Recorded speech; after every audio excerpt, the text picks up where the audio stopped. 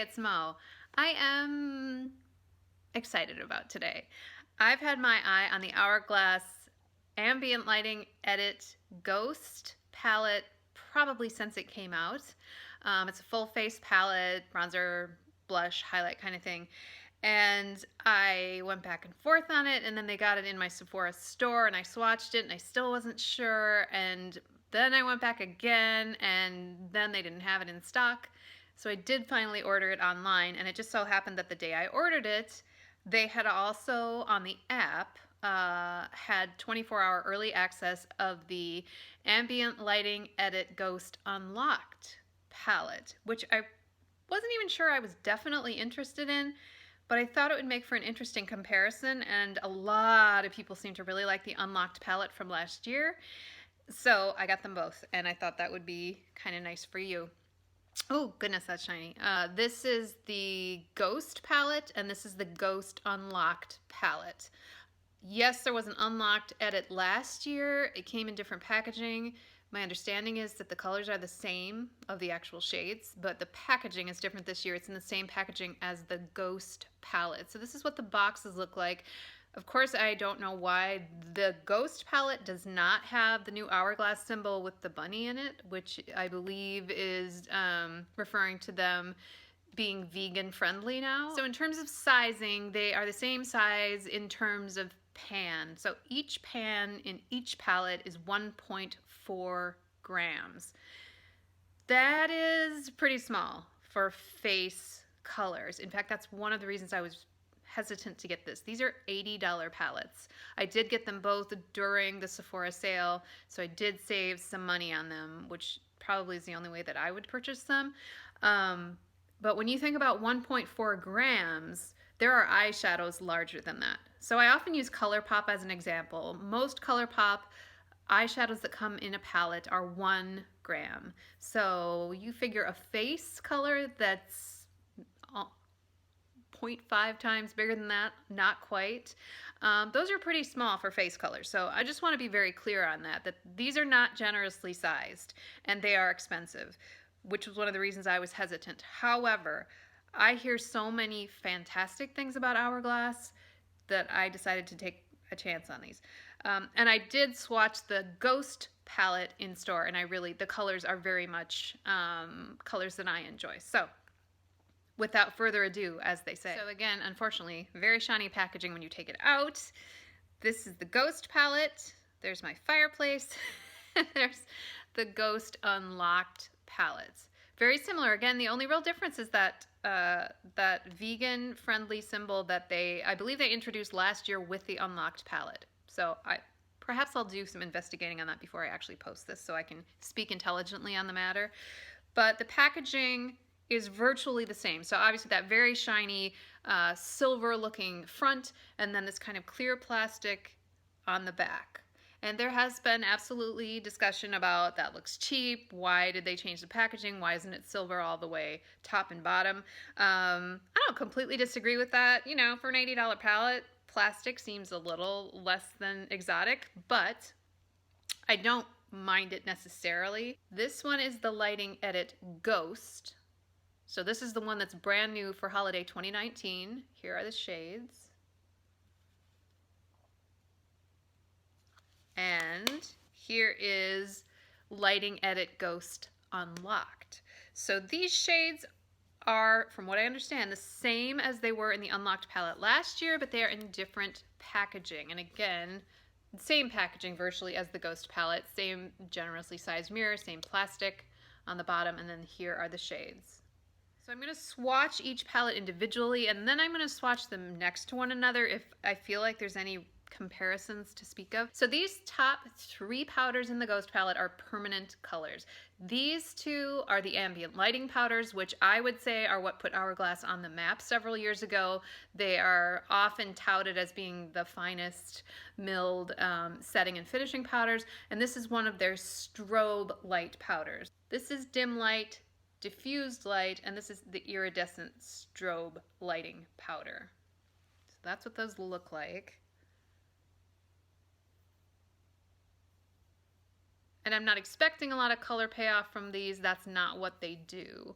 So these two are really considered finishing powders. This is more of a strobe lighting powder.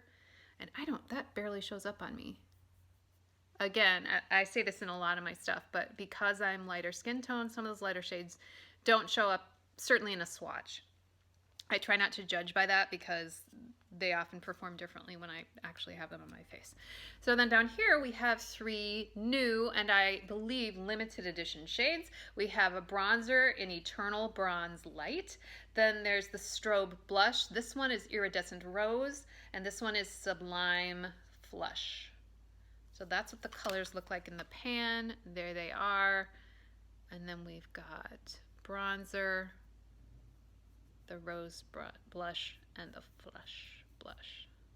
Now I didn't do heavy swatches, and you know I always do live swatches, so you can tell I'm not like scraping into the pan or whatever. But those are pretty light looking colors just on a swatch. The deepest one really is that rose toned blush.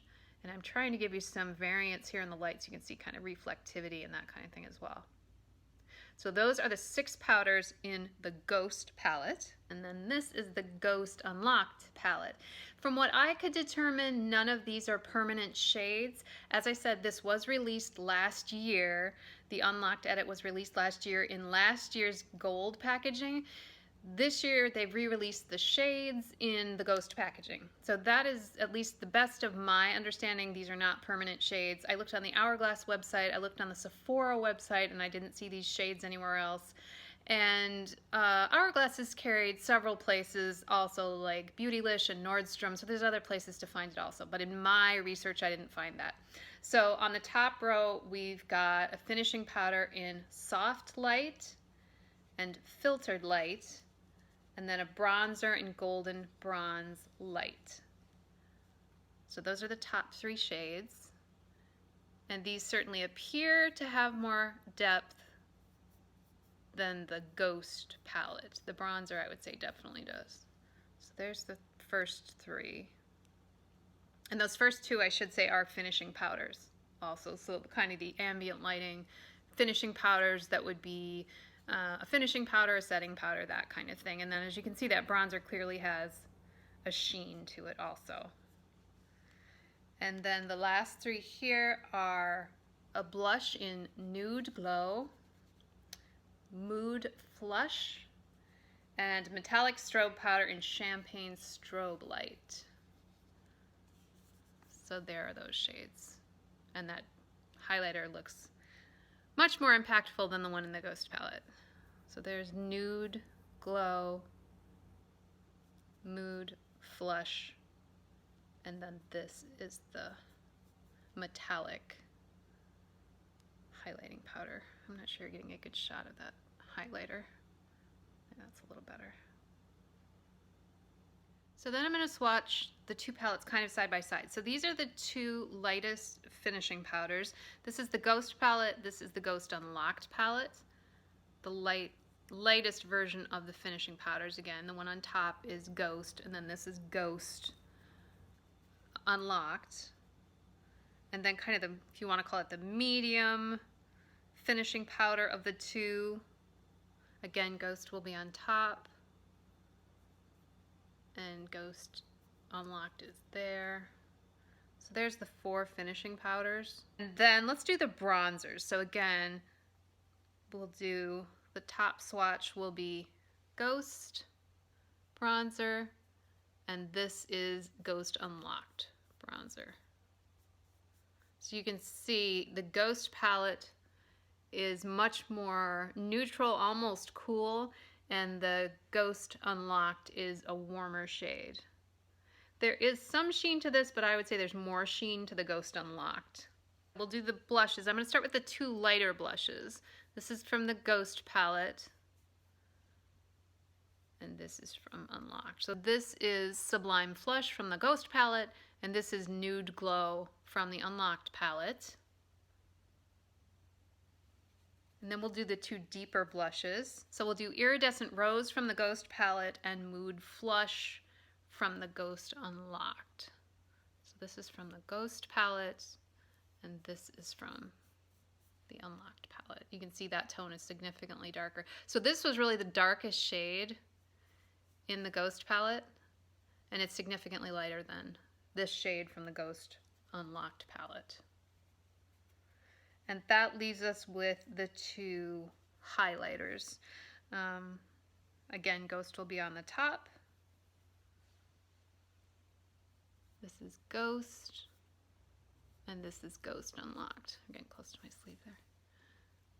This has a bit more of a peachy pinky tone, and this has just more shimmer in general. I mean, you can see that. You can see the difference. So there's all the comparison swatches of the similar colors in the two palettes. And again, from top to bottom, the top swatch is always Ghost, and the bottom is Ghost Unlocked. So swatches are half the story maybe, but actually putting them on your face is usually the bigger sign of what they really do. So I'm going to put on the Ghost palette because this was the one that I've been wanting for so long. And we'll see what we think. So I'm going to start with the bronzer. And again, these are small pans, 1.4 grams. These are not large pans. So this is an e.l.f. complexion brush. Not a huge brush, not a small brush, but to get it in there, to get the bronzer, it's okay, but you know, you have to be a little cautious. You can't just like kind of sweep it along because there's not a lot of space to do that in. And then even swatching these, I'm like, I'm using up half the product because there's just not a lot in there for face products. If it was an eyeshadow, we'd probably say, oh, yeah, that's a generously sized eyeshadow, but for all over the face, it takes a little more usually. So again, this is just the bronzer from the Ghost palette. Using that sort of as a bronzer slash contour. I don't really contour. I already have a fairly sharp face, so I don't think I need a lot of contour. I don't think I prefer that look for me. But I'll put it in those places that I would kind of put bronzer and contour and that kind of thing.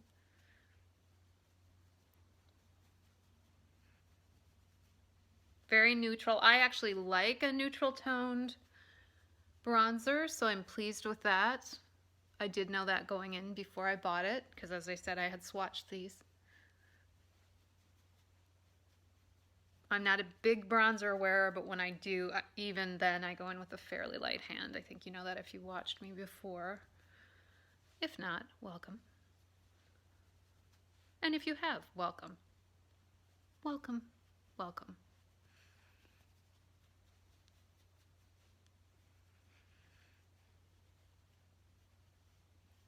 So there's the bronzer. Again, not with a heavy hand, not with a dense brush. And as I often mention, I use natural lighting to keep things as close to realistic as I possibly can. So this is what it looks like in this lighting. Bit of a cloudy day today, but I've still got light, so that's good. And then I think we'll do blush. I'm going to use this one. This is the Iridescent Rose. Did I get that right? Yes, Iridescent Rose, because this was the darker of the two in the palette, and I'm curious to see what this looks like when it's swirled together. I should use the mirror in the palette, I suppose. That's lovely.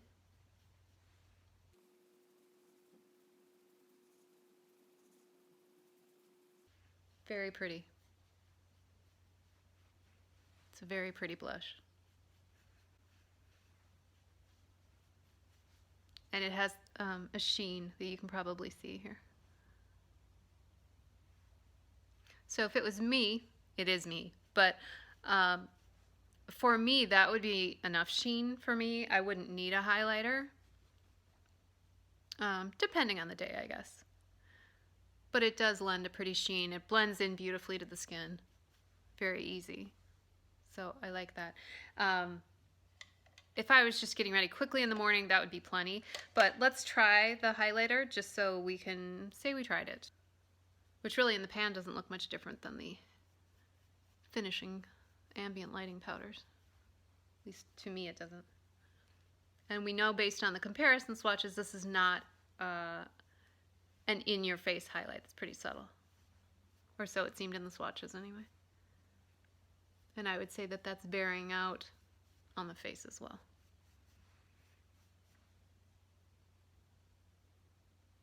So there it is with iridescent rose and the strobe powder and of course the bronzer. And then I'm going to add one of the finishing powders. I've always been curious about these finishing powders because people speak so highly of them and they're supposed to blur and make everything magical. I think actually I'm going to go into dim light. I know a lot of people love diffused light that's a touch more yellow leaning. I'm going to go into the dim light just with this It Cosmetics powder brush. And again, I'm being careful getting in there so I'm not messing about all the powders.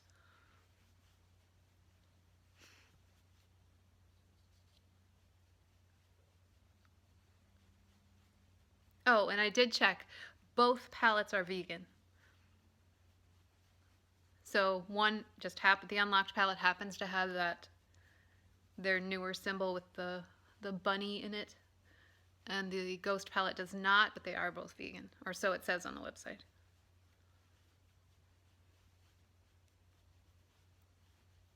So there is using the Ghost palette. So those shades.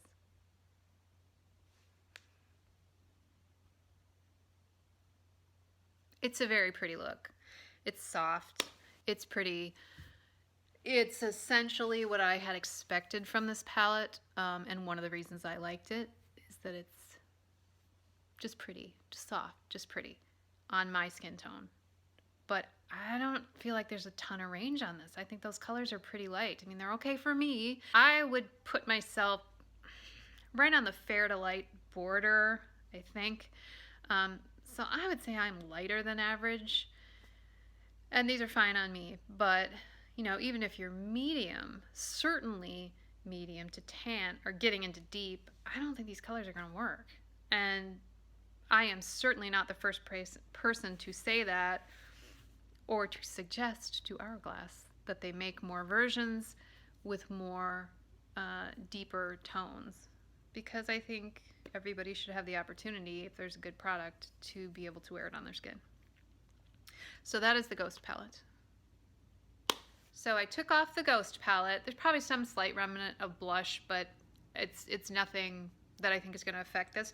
And I'm going to put on the Ghost Unlocked palette, and I'm going to use the same brushes. I'm going to use the same everything. So the bronzer this time is up here. You may recall from the swatches, this is a warmer toned and more shimmery bronzer than in the Ghost palette.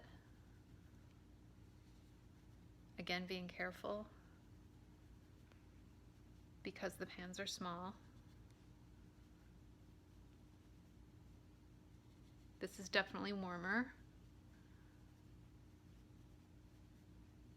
and deeper. Warmer and deeper.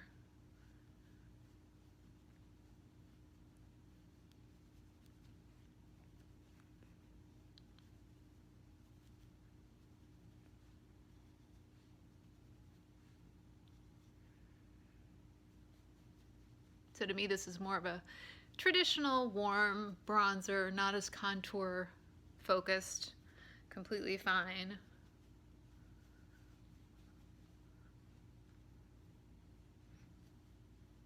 And I think depending on how dense or fluffy the brush is, you could make this work on a lighter or medium skin tone.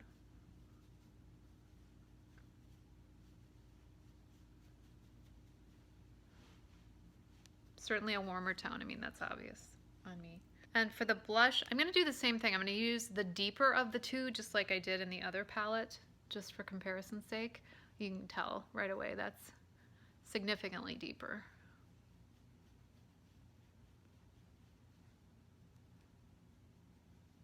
As a comparison.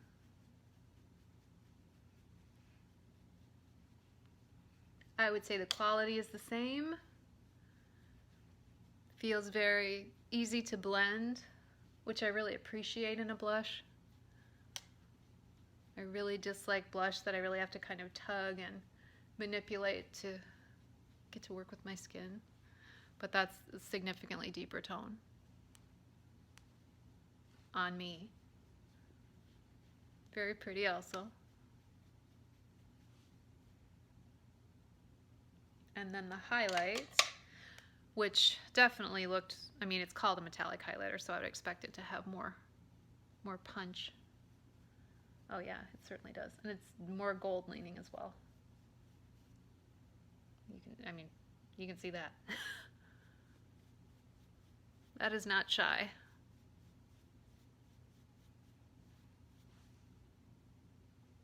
And I have not put on much of this. I'm using a pretty light hand.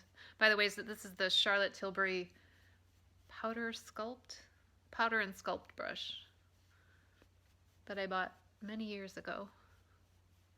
I think when she first came to Nordstrom. And it is a nice highlight brush. So I think you can see that pretty accurately. And that is Ghost Unlocked on me. Oh, finishing powder, right? Yeah. And I think we'll use the lighter of the two, much like I did in the other palette.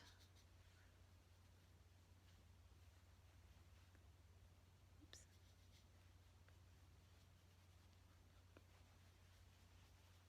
Just to kind of bring everything all together. Blend it.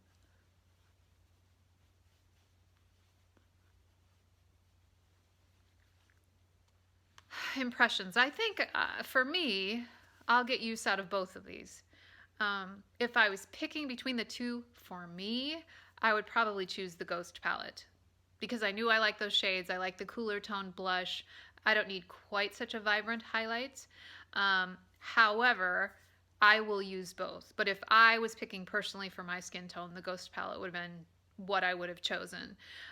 If you have a somewhat medium skin tone, you may prefer the Unlocked palette. I think that's one of the reasons that was so popular last year, was because it had a little more color to it. So I thought that might be helpful to compare the two new versions.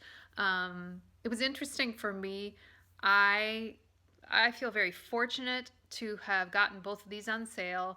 I feel fortunate that I had the opportunity to get them and to review them for you. In my real life, if I wasn't reviewing, I would have gotten the Ghost palette. I would have gotten it on sale. That would have been more sort of in my budget. But again, I'm trying to do some of this for you. So I hope that was helpful for you today. That is my only purpose here. Thank you as always for hanging out and just talking makeup with me. I absolutely love this stuff, and I will talk to you soon.